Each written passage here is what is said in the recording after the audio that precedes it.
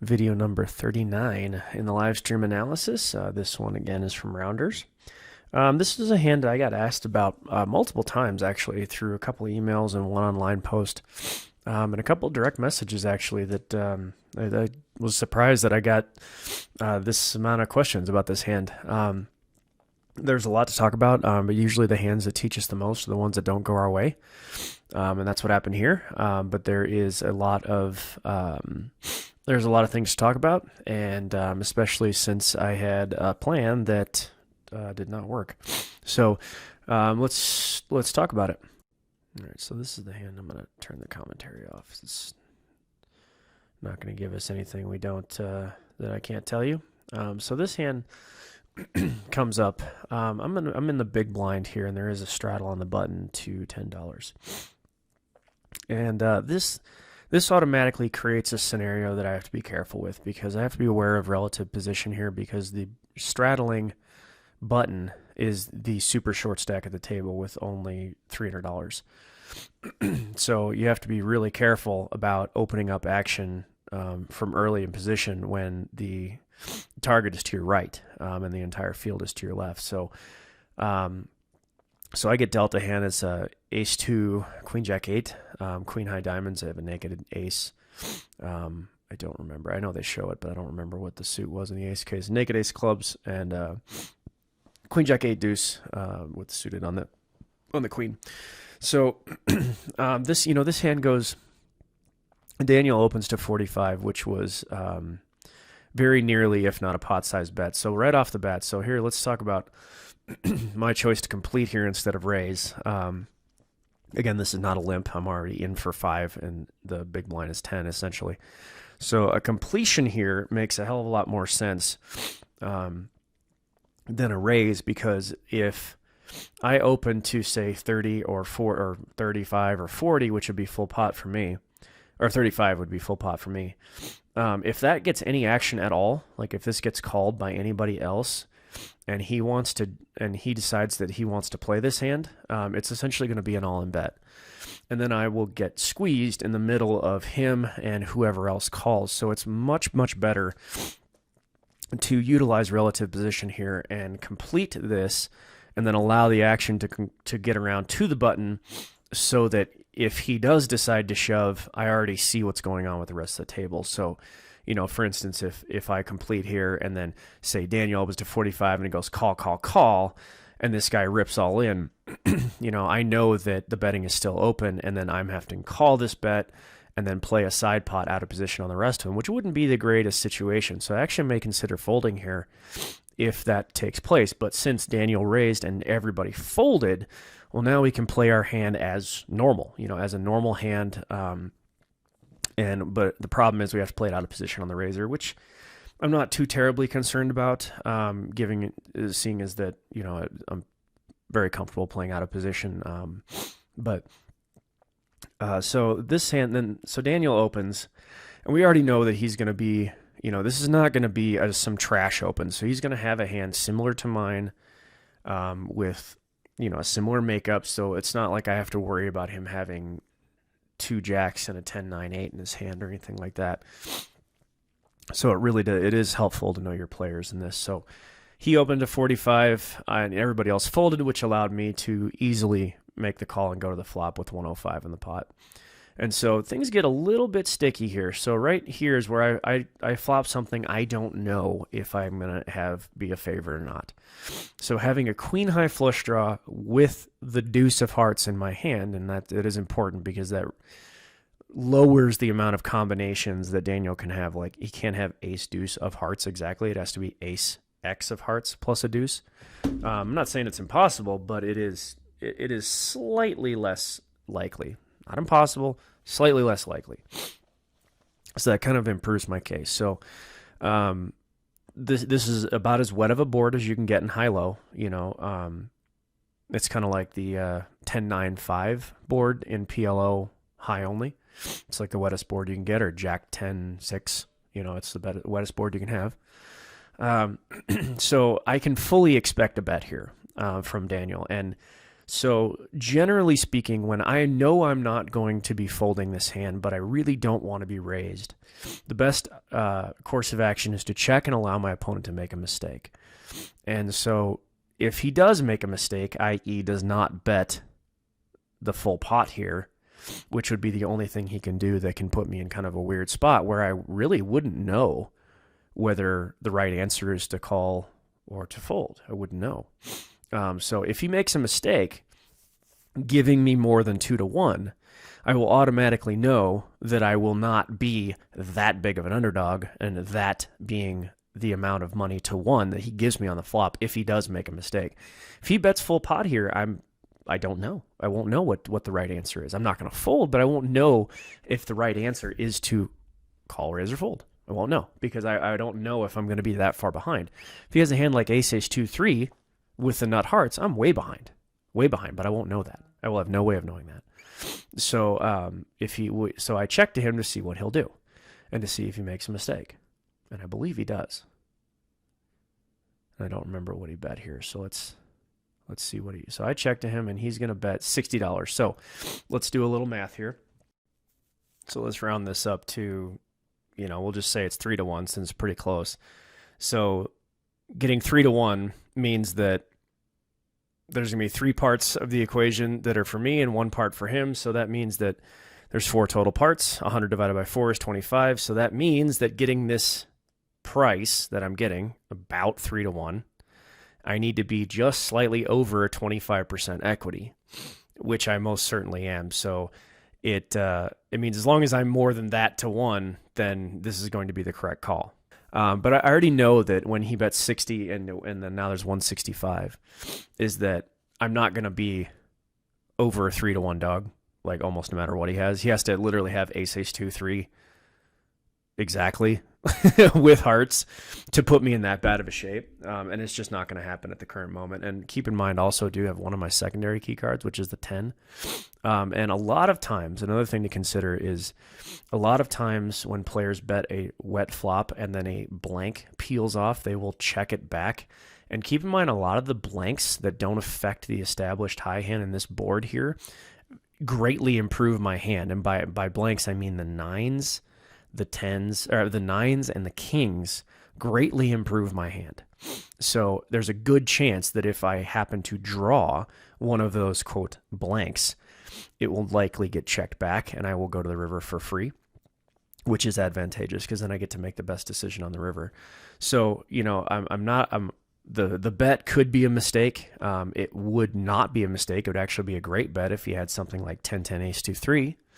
That would be a great bet because it's the right bet sizing for me to call with a hand like this, with a hand that's not quite, the pure stones.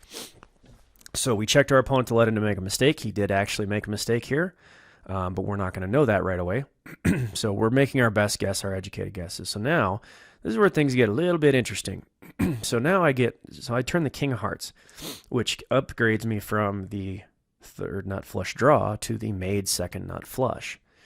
And so now the cool part about turning the flush here is that when I check to Daniel, he's going to have a few options. He's going to either 1, bet for value if he actually has me beat. 2, he's going to bet as a bluff with the naked ace of hearts, which I should be able to see a majority of the time based on body language is whether it's a bluff or not. Or he's going to check it back and allow me to draw at the low for free, meaning that my high is most likely the winner. So we also need to see what he's going to do and react to what he's going to do. So we check here because we're going to check a lot of hands here. We're not going to check only strong flushes. We're going to check lots of big hands here. We're going to, I don't have to have a made flush to check him. If I have a hand like ace, 2, 3, 9, 8, which would be no pair and no real draw outside of the low with no hearts, I'm still going to check here. So when he bets, a majority of the time it is going to be for value or a bluff.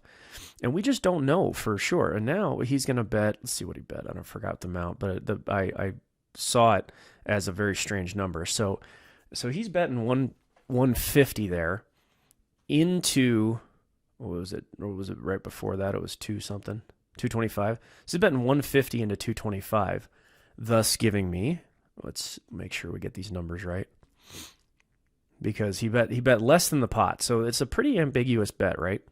So it could mean anything. It could be he's trying to get me just a flat. So he bets 150 here. And this is a pretty quick decision because I'm getting 375 divided by 150 is 2.5. So I'm getting 2.5 to 1 on this call. And I saw this right away because the numbers added up pretty easily. And getting that to 1, am I going to be beat that many times versus the amount of time I'm not going to be beat? Maybe. We don't know. But, Daniel is capable of doing this with exactly the nuts. He is capable of doing this with, a small flush and an ace deuce and like ace 2-3. He's capable of doing this with ace 2 jack X of hearts. He doesn't have to have the nuts here. If he had bet full pot, it's basically saying I have it or I don't. There is no middle ground. So because he chose to add in the middle ground, that natural ambiguity, it provides me with some options. Now, I'll know for sure, but the point is that I'm making this decision. I'll know for sure on the river. I'm making this decision knowing that he's likely betting this for value, but there are scenarios where he's not. This is actually a pretty good number because it adds an ambiguity. And I'll know. So if the river card is a low and then he bets the full pot, then he's going to have the ace high flush and he's going to have a nut low with it. He's going to have nut to have me lose any money. So that's not necessarily a situation that I mind because I'm only risking half of the bet on the river and half of everything I've wagered up until this point. So it's not like I lose the full amount of the pot. But there's also a situation that I have to consider that if he tries to get thin value on something really weird, and he does have the nut flush here, if he tries to get thin value out of like a board pair, I have a plan. So this was my plan here, is that now I check call and the board pairs. So if I lead out and bet here, I'm hoping I am taking a blind shot.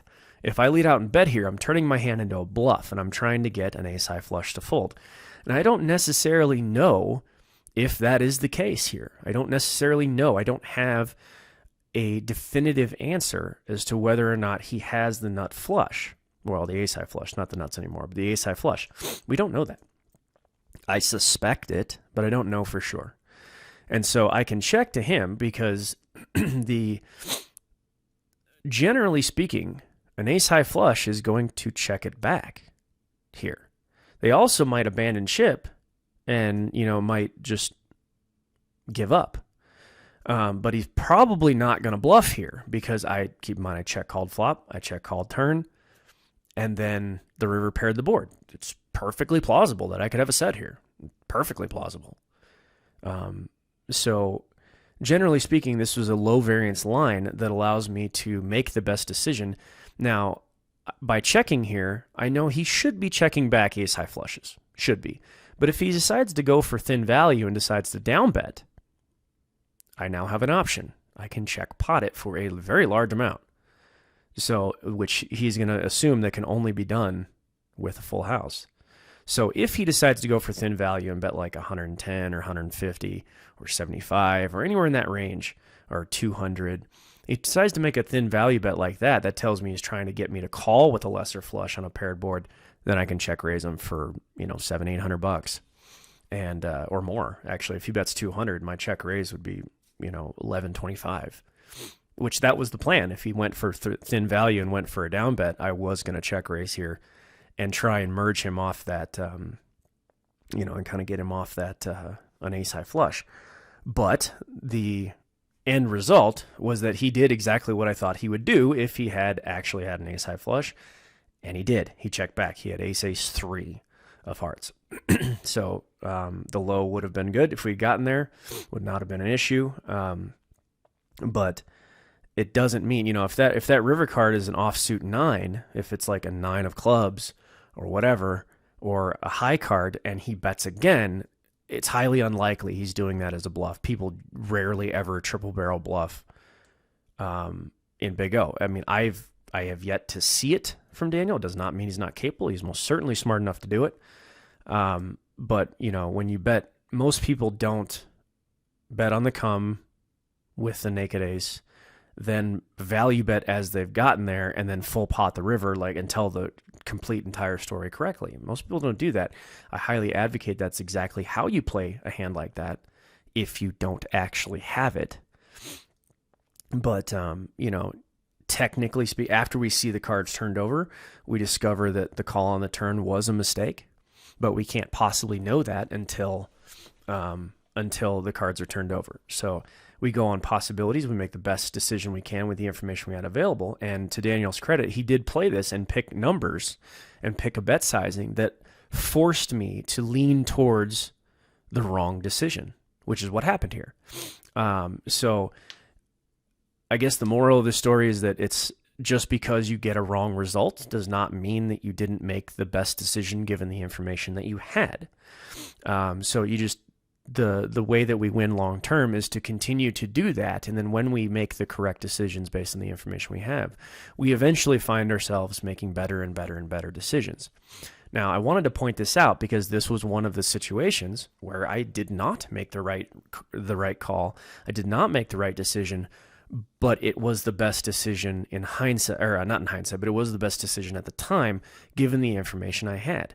Now, that means that this is one of the situations where my opponent played a hand in such a way that I came to the decision that was wrong, and that in the moment, it appeared that that was the right decision given all the information that I had at the moment.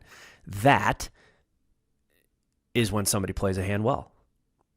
Just because everybody, people pick lines and just, it's not a bad beat. This isn't a cooler. I just got outplayed. That's all this was. And that happens. And it does happen. But the cool thing about this is that if you identify it and understand why, and now I go back to this and I look at the hand, and I was watching how he was betting. I look at the speed in which he's betting. And then I determine that, so now I know that this is what's done with the nuts, that he will do this with the nuts. And that, he opened with, an ace-3, a pretty big hand. Nothing wrong with that. But given all of the things that I did, the way that I acted, the way that I played, the decisions I made, that this was his choice, and this is how he bet a hand that was strong. He bet quickly, and then when he turned the nuts, and I checked, he chose to bet a very specific amount of the pot. It was about the same. Now keep in mind, see how fast this went? He did the same thing. He stacked them out, tossed them. We saw this already once before, but there's 225 in the pot, and he chose to bet 150. 225. That's exactly 2/3 of the pot. Now I'm guessing he probably did that on the flop too. 105, and he bet $60 divided by 105. It's 57%, but it's very nearly 2/3 pot. And 2/3 pot is a bet that generally adds ambiguity. Doesn't really mean much. It could mean anything, and that's what he did. So now we know that he bet 2/3 pot, and he had it. He actually had the nuts. 2/3 pot. So we know for next time, this is how we get better, and this is how we improve. We understand that this hand was played by Daniel about as good as you can play it. He made the best decision at every point that he could make, and he did something that allowed me to come to the incorrect conclusion that what I was doing was correct. And that's fantastic. And that's the added skill level in this game. And a lot of times I don't get to explain this about other people's lines against me. That usually doesn't happen that way. But this was a well-played hand. But there's a lot to learn here, and there's a lot to base. So I had my options. Now I had a lot of options on this river. If he went for, thin value, I could check raise him for a lot of money and then in turn outplay him. But he, utilizing his position, disallowed me from doing that by checking it back. He took that play out of my bag. He took that club out of the bag. And that's how you do it. That was a very well played hand. So bravo. But these are the kind of things that we're looking for, that even when we make mistakes and even when we have something that doesn't go our way, we need to learn from them and then go back and say, okay, now what can we learn from there so that maybe next time we will make a different decision given the same information. So these kind of hands are important. Keep looking for them. And yeah, well played, dude. Well played.